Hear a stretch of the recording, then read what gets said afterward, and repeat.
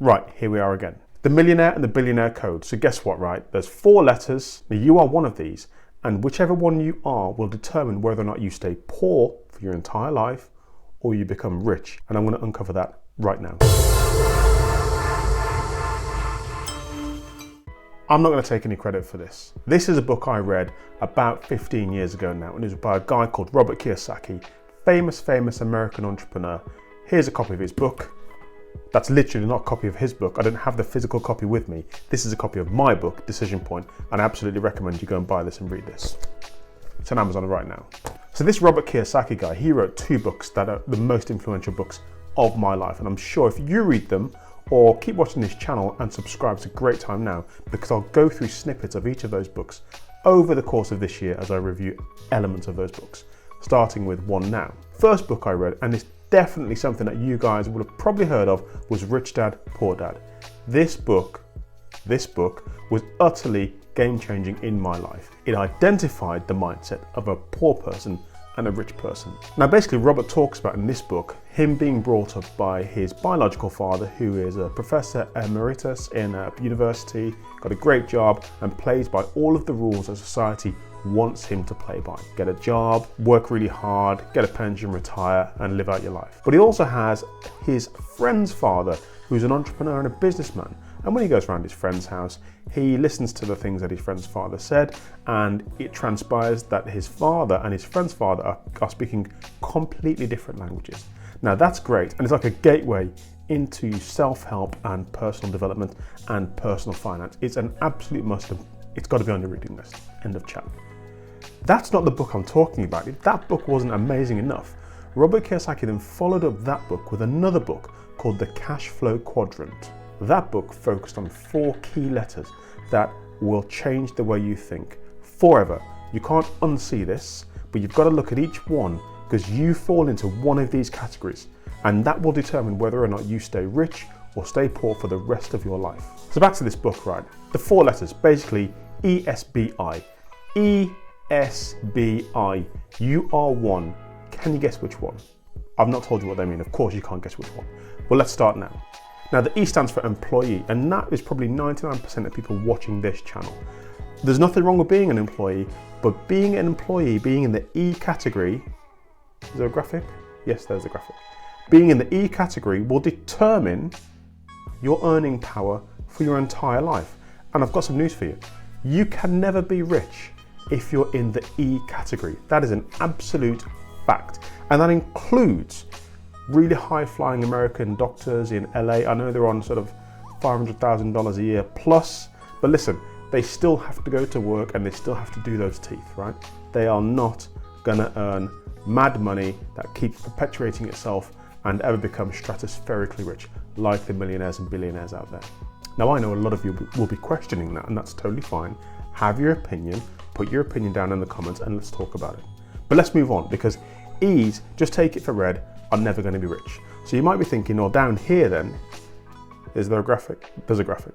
So these are self-employed individuals. Now who could this be? It could be like plumbers, it could be architects, it could be people that run their own small businesses, family bakeries, it could be literally anything. But the point is, you've got what you think is a business, and you go out to work every day in your business and you go and earn a keep, earn some money, because you're your own boss. No one can tell you what to do. You can take time off whenever you want to take time off. You can go on holiday whenever you want to go on holiday. I've got news for you. You're going to be poor for the rest of your life. You cannot be rich in this category. And the simple fact is, you're not multiplying time. You are time constrained by the amount of hours in the day. So you can't earn more than 25 hours. You can't earn more than 25 hours. You can't earn more than 24 hours worth of salary in that time, because you literally need to do other things other than work. You're only going to be paid for the time you're working. And let's face it, in a normal 9 to 5, that doesn't work for S category people. You normally work harder and longer than anyone that's employed, but you can only work so much before you need to sleep, before you need to eat, before you need to take the kids to school. And when you're doing all of that, you're not earning. And that's why you can never ever be rich. But let's move on, because this is the interesting part.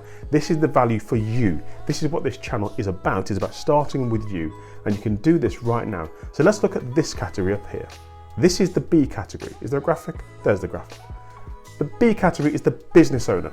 Now the business owner is different from the self-employed person, there's a graphic there, the self-employed person that I've just spoken about, because the business owner, the key difference is the business owner does not need to be working at the business for the business still to make money. That is game changing. Now it may be, if let's use the analogy of a cafeteria or a cafe or something like that, you set up a cafe initially and you're in the S section, so you're self-employed, you've got your cafe that you run, it's great. Then everyone in the neighborhood loves it. In fact, people come from other neighborhoods just to come and sample your coffee and your pastries. Fantastic. But you can never be rich because I told you you're time constrained and you don't have multiple cafes open. But that's the secret.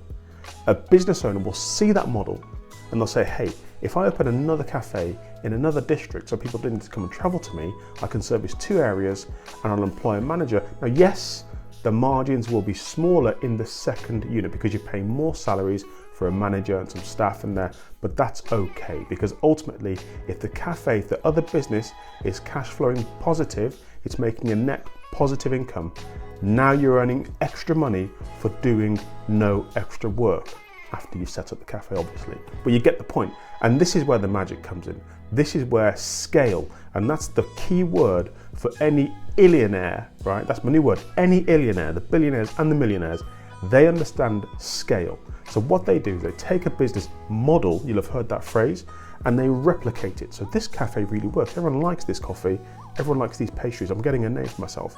There's my second cafe. I'm going to open it there. But do you know what? I'm going to open a third and a fourth. And before you know it, you've got 10 units all operating. You've not multiplied yourself by 10.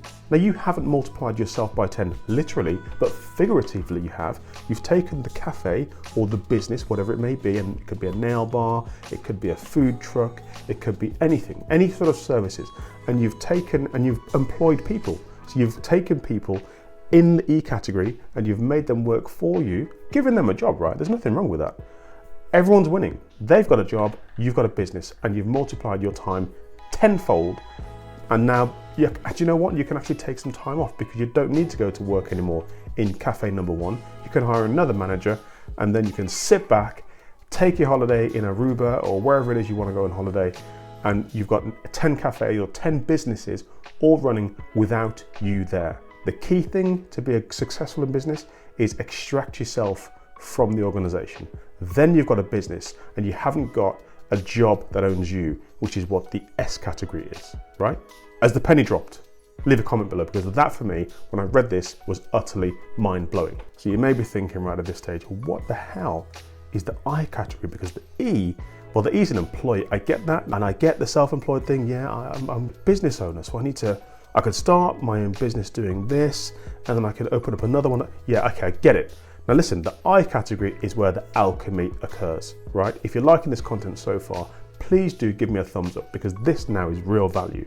This is the kind of thing that changes people's lives forever. The I category, you've all heard of this guy. This guy is the investor, right? Now look, let's throw some names out there. You've heard of Warren Buffett.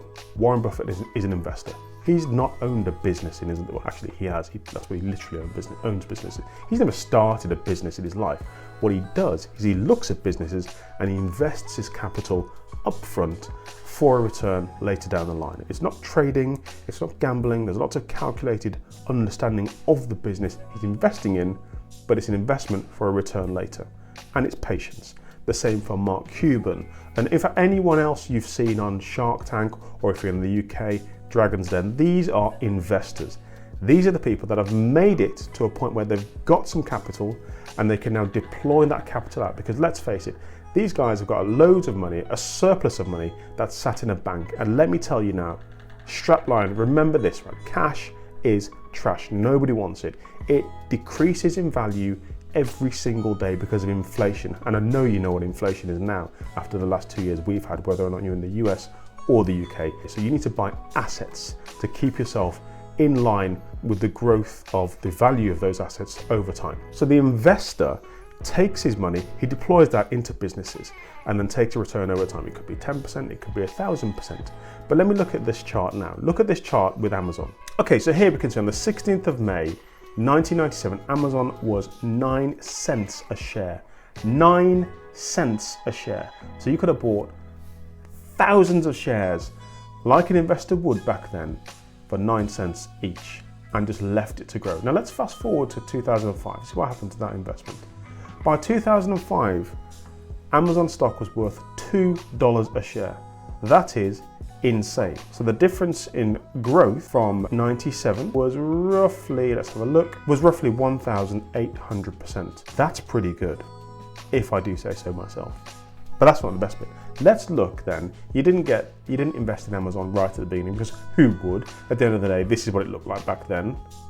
Yeah, Jeff Bezos sat in a garage with Amazon.com written on the wall. Okay, that's not the kind of thing you want to back early on. But let's say you were late to the party. Let's say you invested in Amazon in 2017. They've done pretty well. We all know Amazon by 2017. We've shopped it, we understand it. And the share price in Amazon in 2017 was around $40 a share at the beginning of that year. Now, what happened between 2017 and 2021? Amazon shares rose a mere 337%. That's not bad. And this is what an investor does. So if you'd have held, just for like a laugh, right? If you'd have held Amazon from day one in 1997 all the way through to present day, your shares would have increased a mere 193,000%. And that is what an investor does. An investor makes the money or allows the money to work for them. So you can do that now. You don't need to be Warren Buffett. You don't need to be Mark Cuban to be investing right now. You can invest with $1. You can invest with $10 and you can buy some stock on the stock market now. Today's version of Amazon at 9 cents. But you need to do your research. Don't fall into the trap of trading or thinking you're smart. I'm going to buy low and I'm going to sell high. It's absolute BS. Just hold like Warren Buffett, value stocks and let it ride, let it grow over time, still work your job, or even better, start a small business yourself and invest on the sidelines. So you can be in multiple categories at any one time. I myself am employed, I have a job. So I am in the E category, but I'm also in the I category, and that's critically important to me. So whilst I'm earning and I'm living below my means, that's important. Any spare cash goes straight into investments, because the idea is that those investments will rise in value over time. None of this trading nonsense, none of this buy low, sell high nonsense. It's about a long-term strategy, and you can employ this today. Like I said, it only takes $1 to start investing, and then you're away. That is the Millionaire secret. ESBI, they fundamentally understand which side of that quadrant they want to be on, or they are going to be on, and they live it and breathe it every single day. And now you know that you can make a choice. Which one of those quadrants do you want to be in?